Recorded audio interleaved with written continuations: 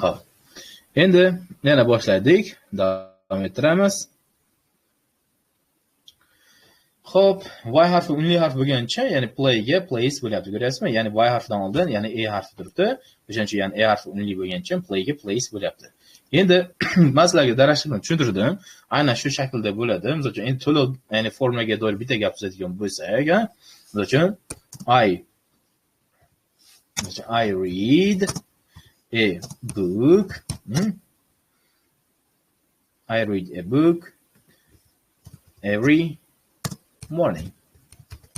Men har kuni bitta, men har kuni bitta kitob, har kuni ertalab men bitta kitob o'qiyman. Buning uchun subjectda bu endi, ya'ni sodda prosta gap so'z qo'ydim, ya'ni subjectni ko'ryapsiz, ya'ni subject deganda e ga turibdi, ya'ni I bilan sinonim bo'lyapti, ko'ryapsiz? Ya'ni I ga bo'lyapti. Read bu yerda fe'l bo'lyapti. Compliment to'ldiruvchi bu yerda nimani o'qiding deganda, kitobni deganda I read a book bo'lyapti. Keyin modify, ya'ni bu yerda holat fe'li bo'lgan uchun every morning so'zni ishlatyapmiz, esdan chiqarmang. Mana shu holat esa present simple bu darak shakli hisoblanar ekan. Xo'p, endi esa, ya'ni bizda so'rov va inkor shakllari umuman boshqacha, tubdan boshqacha bo'ladi. Ya'ni esdan chiqarmang. Ya'ni so'rov va inkor birinchi navbatda so'rov shaklini tushuntiraman. Xo'p, so'rov shaklini tushuntiradigan paytimda ekran yaxshimi endi? Xo'p. Ekran bormi? Ekran ko'ryaptimi axir? Ekran ko'rayotgan bo'lsa davom ettiramiz yana. Chunki so'rov shaklida davom ettiramiz. Ekran bor ekan. Yaxshi. Endi yana so'rov shaklini tushuntiradigan paytimda endi qarang. So'rov shaklida esa biz do yoki does so'zdan, ya'ni bunday qilaylik.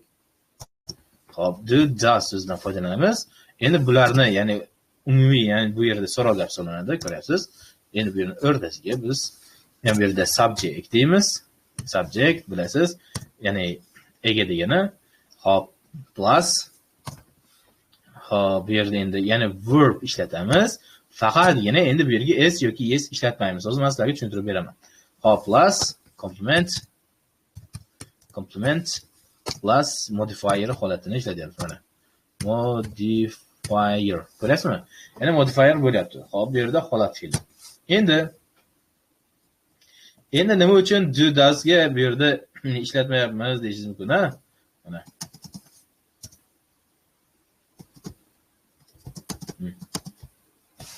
Hop, mana subject mana do does ishlatyapmiz va plus subject, ha, mana.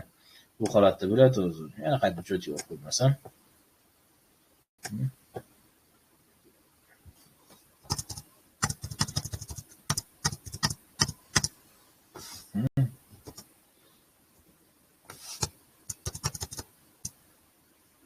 Mana shu holatda bu so'rov shakli ekan. Xo'p, endi bilamizki, misol uchun endi bu yerda do ni ishlatamiz. Do I, xo'p, pastda endi does he, does she, does it ishlatyapmiz. Va do we, xo'p, do we, do you, do they ishlatyapmiz. Mana ko'ryapsizmi? Endi do bo'lyapti, aynan do does bo'lyapti. Faqat he she ga nisbatan s yoki yes ishlatamiz. Xo'p, ko'ryapsizmi? Does ga nisbatan. Xo'p, endi bu yerda play ishlatyapmiz. Bu yerda endi s yoki yes ishlatardik, bilasiz, ya'ni darak shaklida. Endi darak shaklida esa bu yerda verb ga nisbatan hech narsa ishlatmaymiz. Chunki degan savol bu. Chunki bu yerda verb s yoki yes, ya'ni does ga o'tib ketdi. Biz uchun menda misol uchun 3 ta olmam bor edi. Biz uchun Azbi menga 2 ta berdi, jami 5 ta bo'ldimi? Bu yerda 5 ta bo'lgan, sizda darak gap bo'lyapti. Ammo lekin yana siz qarzga beryapsiz, ya'ni qarzda yana ikkasini qarzda beryapsiz Azbiga. Bu yerda does bu yerda Azbi bo'lsa, ya'ni es ga o'tib ketyapti. Ko'ryapsizmi? Sizda qaytib yana 3 ta qoldi degan ma'noda bo'lyapti. Ya'ni prosta o'zidagi s yoki esni does ga o'tkazib yubordik. Esdan chiqarmang. Xo'p, does he, endi bu yerda read emas, reads bo'ladi, esdan chiqarmang. Reads emas, read bo'ladi, esdan chiqarmang. Xo'p, bu yerda book. Bu yerda book so'zi bilasiz, kitob degan ma'noda kelmaydi. Bu yerda prosta band qilish degan ma'noda kelyapti. Ya'ni bu yerda endi fly bo'lyapti. Xo'p, bu yerda teach, teach. Bu yerda esa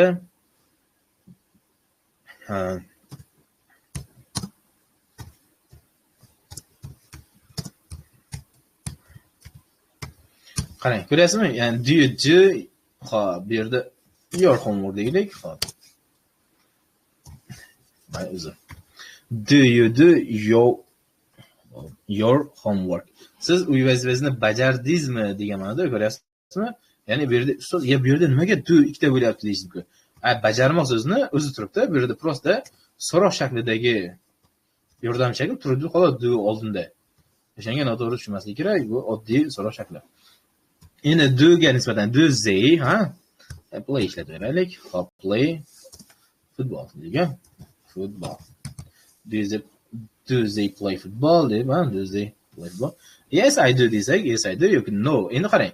Bunga endi qisqagina javobim bor. Ya'ni agar yes deydigan bo'lsak, yes, I do bo'ladi.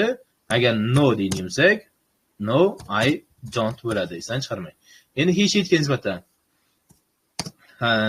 yes, he does bo'ladi. Javobga beradi. Ya'ni siz u kitob o'qidimi degan misol ishlatadigan bo'lsak, u kitob o'qidimi desa, ha, u o'qidi degan ma'noda yes, he does bo'lyapti. Agar yo'q deydigan bo'lsak, no, he does not ishlatyapmiz. Ko'ryapsizmi? No, he does not. Xo'p, keyingisi. Yes, she does, does bo'lyapti. No, she does not ishlatyapmiz. Mana ko'ryapsizmi? Bu esa so'roq shakliga qisqagina javob shaklida bo'lyapti. Xo'p, keyingisi. Yes, it does. No, it does not bo'lyapti. Ko'ryapsizmi mana? Ya'ni qisqagina savolga javob bo'lyapti. Xo'p, do. Xo'p, uzr. Yes, we do bo'lyapti. No, we don't deb ishlatyapmiz, Keyingisi. Yes, you do. No, you don't ishlatyapmiz, so'roq shaklida esa yes, they do. No, they don't ishlatyapmiz, don't ishlatyapmiz. Mana ko'ryapsizmi? Mana shu bu shakli esa, ya'ni so'roq shakli hisoblanar ekan. Bu so'roq shaklida esa esdan chiqarmang. Mana shu holatda sizga so'roq gapda berilyapti.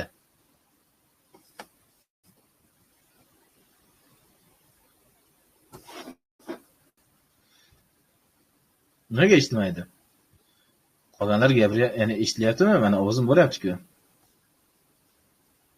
Balki internet yaxshi bo'lsa, xuddi shunday holatda bo'ladi. Aytib qo'y. Ammo internet yaxshiligi uchun sizga gapiryapman. Qolganlarga ovozlar bo'lyaptimi?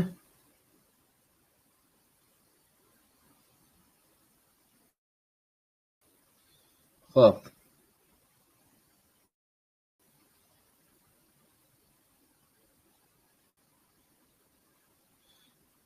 Bo'ldi, qolganlari ochki boshqa narsani, ya'ni Azbek o'sha nima qilmaylik.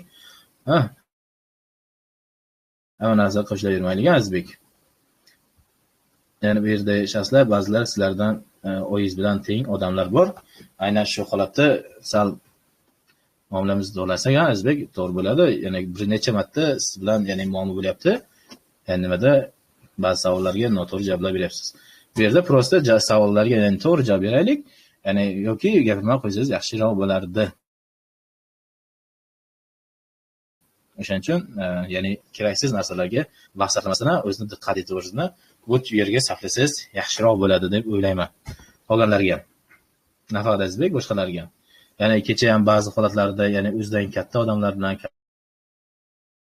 katta insonlar bilan, misol uchun past oyingiz bilan yoki ota-onangiz bilan teng odamlar bilan bahslashyapsiz. Ya'ni keraksiz narsalarga sarflamay, undan ko'ra diqqat e'tiboringizni darsga qaratsangiz yaxshiroq bo'ladi.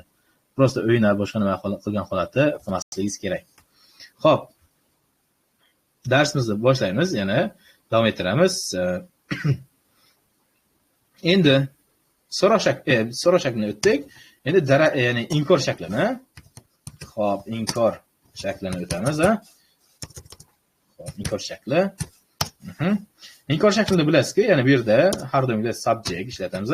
Subject plus ya'ni do does ishlatamiz. Обязательно do does ishlatamiz. But don't mana don't ishlatamiz chunki inkor bo'lyapti va does not ishlatyapmiz mana. Ya'ni subject don't yoki does not plus plus verb plus complement plus modifier bo'lyapti. Modifier. Ko'ryapsizmi? Xo'p, aynan shu holatda esa ishlatyapmiz. Bu esa inkor shaklini formulasi. Xo'p, I, he, she, it, xo'p, we, you, they ishlatamiz mana. Bu esa subject hisoblanadi. Endi subjectga bilasizki, don't ishlatamiz. Don't. It esa does not ishlatasiz. Va pastda esa does not ishlatyapmiz inkor shaklida ham. Xo'p, it ham yana does not. Xo'p, we ga don't, you ga don't.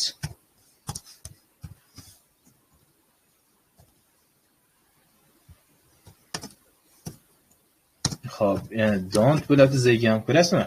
Inkor shaklida esa bu holatda ishlatamiz. Esdan chiqarmang. Bu esa inkor shakli. Endi bu inkor shaklini formulalaridan biri hisoblanadi. Xo'p, davom ettiramiz hali ham. Xo'p, endi ko'ryapsiz, ya'ni fe'lga yana s yoki yes ishlatmayapmiz. Faqatgina darak shaklida ishlatyapmiz. Esdan chiqarmang. Chunki u kishi shu holatda xato qilib qo'yadi. I don't play, ha? Xo'p, listen.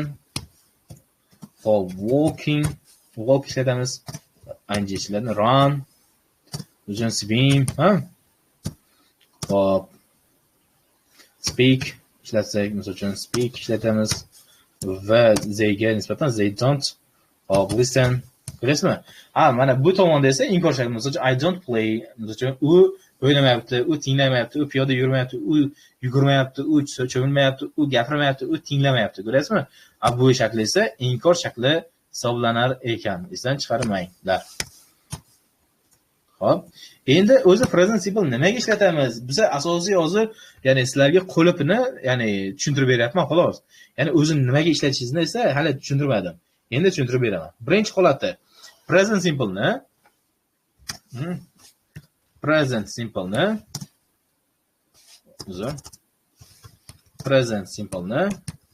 ya'ni darak deb uzr. Doimiy sodir bo'ladigan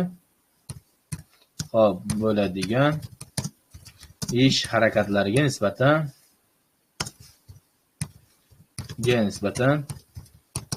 ishlatamiz. Birinchi ish harakat. Bu esdan chiqarmang. Birinchisi shu, davomiy sodir bo'ladigan. Misol uchun, har kuni maktabga kelishingiz. Har kuni maktabga kelib dars o'qilishingiz. Bu doimiy sodir bo'ladi. Ya'ni vaqtinchalik. Bu ham vaqtinchalik, to'g'ri. Ammo siz aytishingiz, ustoz, men uchun 18 yoshdan keyin maktabga bormayman. To'g'ri, maktabga bormayman. Baribir universitetga borasiz-ku. Yoki universitetga borsangiz ham boshqa joyga o'qiysiz. O'shanga nisbatan, ya'ni doimiy sodir bo'ladigan ish harakatlarga nisbatan ishlatyapmiz xolos. Misol uchun, I study at the university. I study at the so'zlarda tashabbusman at the university. Every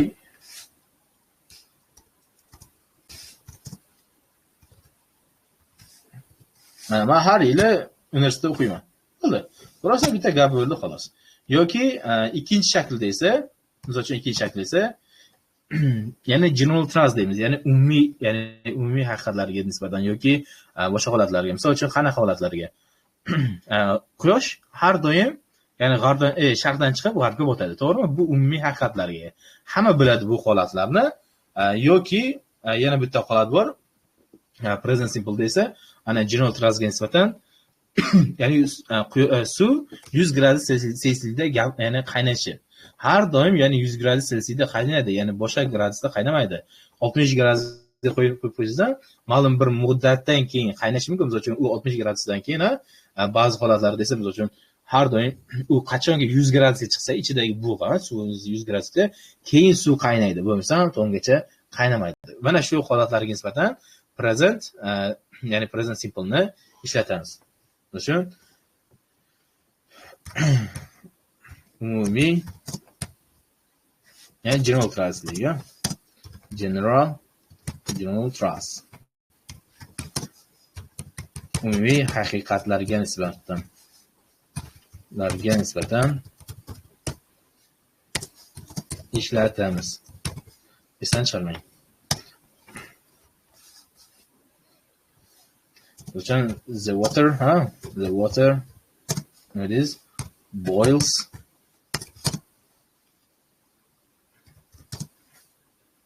o'shan at deysiz bugun 100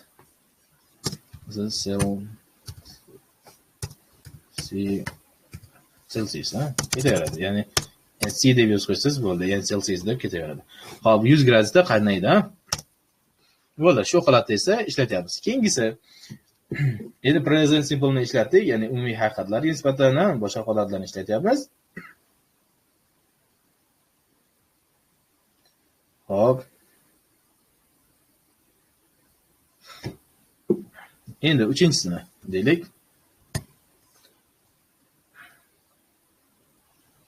Biz uchun odatda tahrirlanib turadigan ish harakatlarga nisbatan ishlatganmiz. Birinchisini ishlatganmiz. Biz uchun I woke up at 6, biz uchun 6 am deydigan bo'lsak, men 6 da turaman deydigan bo'lsak, bu holatda ishlatasiz yoki doimiy holatlar yoki faktlarga nisbatan the sun rises in the east deymiz. Bu ikkinchi holatda ishlatganmiz. Ya'ni uchinchisi esa jadval asosida sodir bo'ladigan ish harakat. Jadval asosida sodir bo'ladigan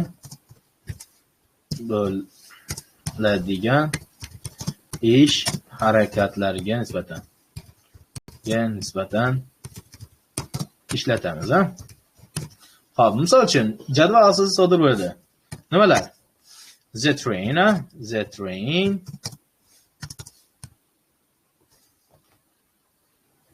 Bu yerda esa so'z tashlab ketganmiz. The train leaves at 7 o'clock deylik. O'clock deydigan bo'lsak, ko'rasizmi? Ya'ni jadval asosida sodir bo'ladigan ishlatadigan bo'lsak, so the train leaves at 7 o'clock. Ya'ni poyezd soat 7 da ketadi. Yoki the plane deydigan bo'lsak, yoki samolyot soat 7 da jo'nab ketadi deydigan bo'lsak, обязательно soat 7 da ketadi. Ya'ni hech qachon jadvaldan chiqmagan holatda, ba'zi bir holatlarni, ya'ni inobatga olmagan holatda, ammo lekin обязательно soat 7 da ya'ni jo'nab ketishi aniq. Shu holatlarga nisbatan present simple ni ishlatar ekanmiz. Endi yana bitta holat bor, ya'ni to'rtinchisi esa, ya'ni his-tuyg'u fe'llariga. Misol uchun to'rtinchisi deymiz, his-tuyg'u fe'llari bor, to'g'rimi? Ya'ni his-tuyg'u fe'llari yoki holat fe'llari deymiz buni. His-tuyg'u fe'llari va yoki holat fe'llari deymiz, esdan chiqarmang. Misol uchun I like tea. Bu yerda men choyni yaxshi ko'raman. Bu yerda his-tuyg'uzni bildirasiz. Ya'ni qanaqa holatingizni, ya'ni o'zining shaxsiy his-tuyg'usini bildirayotgan paytda I like tea deb ishlatyapmiz. Bu esa обязательно like so'zi present simple deb ishlatamiz. Boshqa zamonda, ya'ni continuous zamonlarda ishlatmaymiz. Misol uchun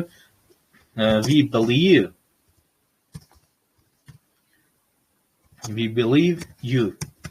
Biz sizga ishonamiz deydigan so'zga we believe you. Ko'rasizmi? Ya'ni bu yerda his-tuyg'u ya'ni holat fe'llar bo'lgani uchun shu holatda ishlatyapmiz. Esdan chiqarmang.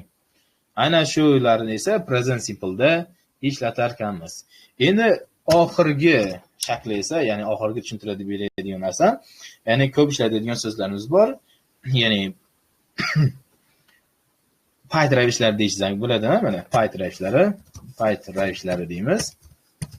Payt ravishlari nimalar kiradi? Misol uchun always degani har doim bilasiz, always, usually. Aynan shu so'zlar bo'lsa present simple ni ishlatasiz, esdan chiqarmang. Bu ya'ni kal so'zlari deymiz yoki signal so'zlari deymiz, esdan chiqarmang. Sometimes yoki never so'zi bor yoki seldom so'zi bor, seldom so'z bor yoki rarely so'zi bor. Aynan shu so'zlardan keyin biz present simple ishlatamiz. Present simple zamonni ishlatamiz, esdan chiqarmang. Va undan tashqari esa every year, ya'ni every so'zi bilan har qanday keladigan so'zlarga nisbatan present simple ishlatamiz. Masalan, every year bo'lishi mumkin, every day bo'lishi mumkin, har kuni so'zi bo'lishi mumkin, yoki every month bo'lishi mumkin. Masalan, har oy, ko'rasizmi? Aynan shularga nisbatan present simple. Mana shu so'zlar qarang. Present simple ishlatamiz. Masalan, always, usually, often, sometimes, never, seldom, rarely so'zlari shu joygacha bo'lgan so'zlar. Esdan chiqarmang, faqatgina gapning o'rtasida ishlatamiz. Esdan chiqarmang. Ba'zi holatlarda esa gapning oxirida ishlatasiz yoki shundan ishlatmaysiz. Kamdangan holatlarda atak biz faqat present simple da ishlatamiz. Ya'ni darak shaklini darak shakli, so'rov shakli, inkor shakllardan bemalol, ya'ni shu gaplarni ishlatasiz gapning o'rtasida. Every year, every day, every month so'zlar esa gapning har doim oxirida ishlatamiz va yoki gapning boshida ishlatamiz. Ko'rasizmi? Masalan, every year deb, masalan, every year I go to the gym. Men har yili zalga boraman. Gapning boshida ishlatyapsiz yoki o'rtasida oxirida ishlatadigan bo'lsak, I go to the gym every year. Bo'ldi, gapning oxirida ishlatyapmiz. Mana shu holatlarda esa mana belgilab qo'ydim. Xo'p, bu yerda yozib qo'ying.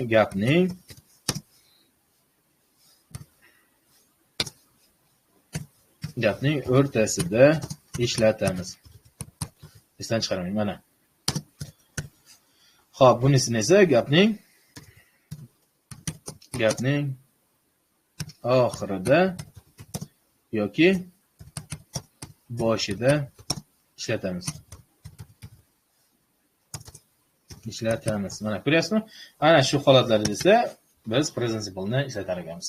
Mana shu esa present simple ga doir ma'lumotlar, sizlarga bergan ma'lumotlardan iborat.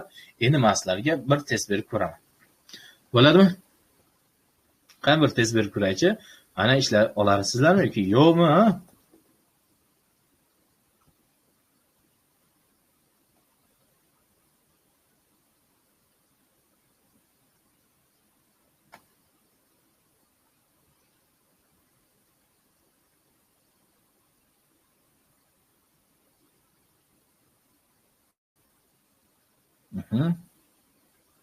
Hozir tashlayman.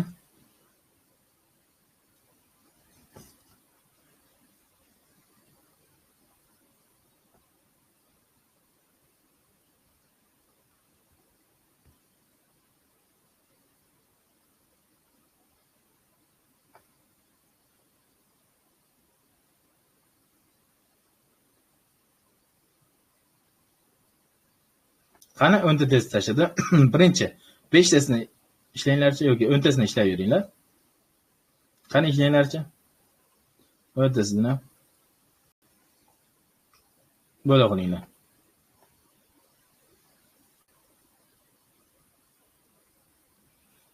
ChatGPT boshqa narsalardan foydalanmanglar. O'zingizdan aldayotgan bo'lasiz.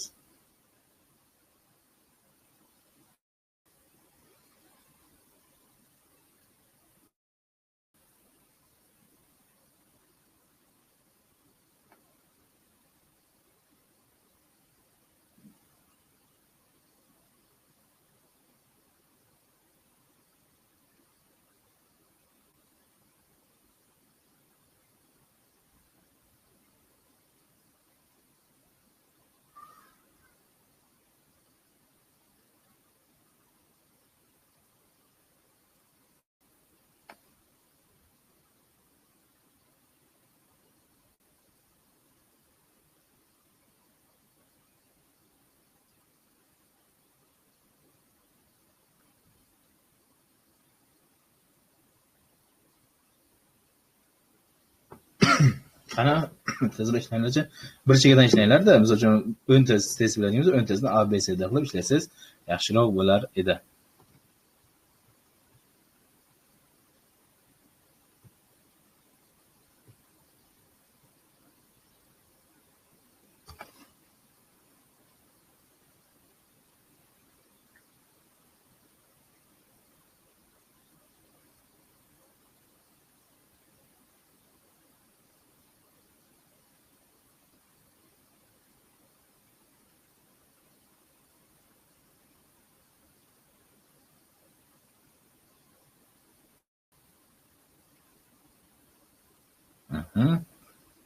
Hop, Faxriddin.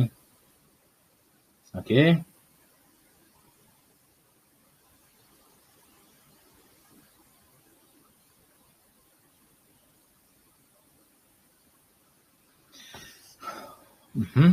Mana bo'la qilinglarchi, ishlanglarchi.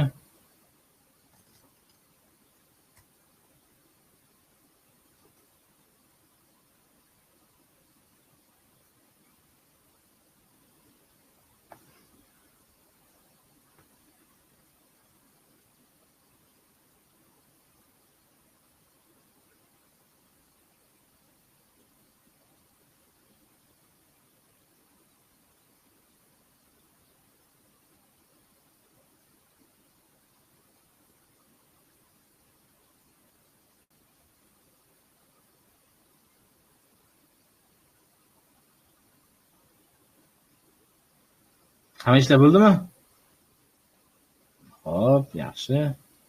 Sabatjon, Munavvarjon, Ilyosbek, Farzonda, Beruzbek, Ulug'bek, Sindin, Foziljon, Iroda. Hop, qanaqani tezroq tashlanglarchi.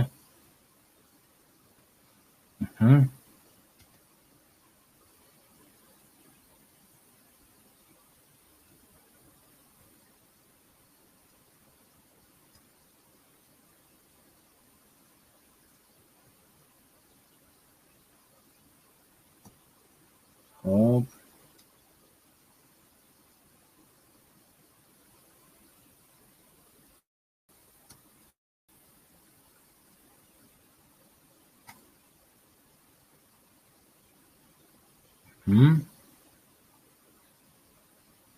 Xo'p, men javoblarni tashladim sizlarga.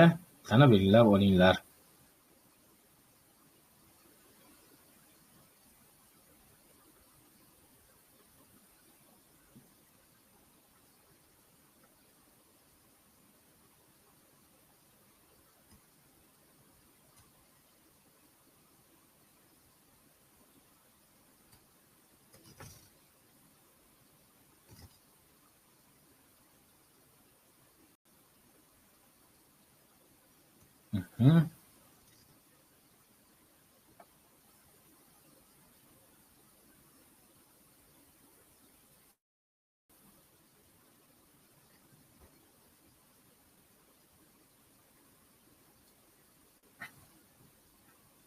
Malades Foziljon.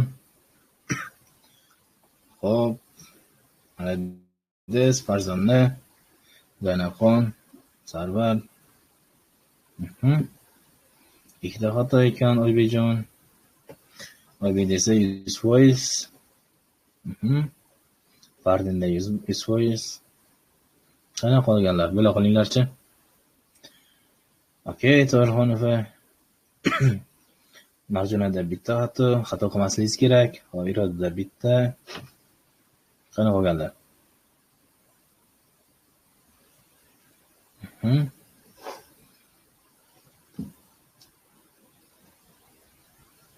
Ilyosbekda ikkita xato ekan. Sizda 100% to'g'ri ekan. Xo'p.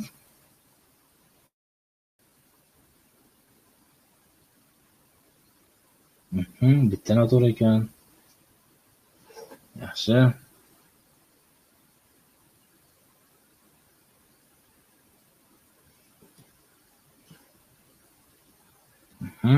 Qana qolganlar bo'la qolinglarchi. Okey, Marjunda 100% ekan.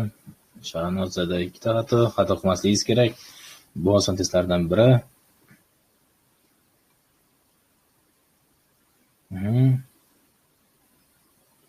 Azbekda bitta xato qilmasligingiz kerak. Jannat Omonda bitta xato ekan. Xo'p. Yaxshi, hammadan zo'r. Bundan-da zo'r harakat qilishingiz kerak va natijaga astoydil bo'lishingiz kerak. Xo'pmi? Xo'p, hammaga rahmat kattakon. Tanjimlar sog' bo'lsin. Xo'p, endi odam qo'shishni ko'paytirishimiz kerak, chunki ko'paytirmasak bo'lmaydi. Mana 260 taga yaqinlashib qoldik. Endi ba'zilar 1-2 kishi biz uchun kirib turib obuna ham bo'lmayapti. Ammo lekin guruhimizda esa, ya'ni 400 dan ortiq odamlar, ya'ni ko'rib, boshqacha holatlarimiz uchun ko'rib chiqib, darslarni ko'rib, nima qilib ketishyapti. Ammo lekin obuna bo'lib qo'ysanglar yaxshiroq bo'ladi va undan ko'proq ma'lumotlarga ega bo'lasizlar. Xo'p, hammaga rahmat kattakon, tanjanglar sog' bo'lsin. Xulosa, ertaga yana bitta darslarimizni joyiga qo'yamiz. Xo'pmi? Sog' bo'lasizlar.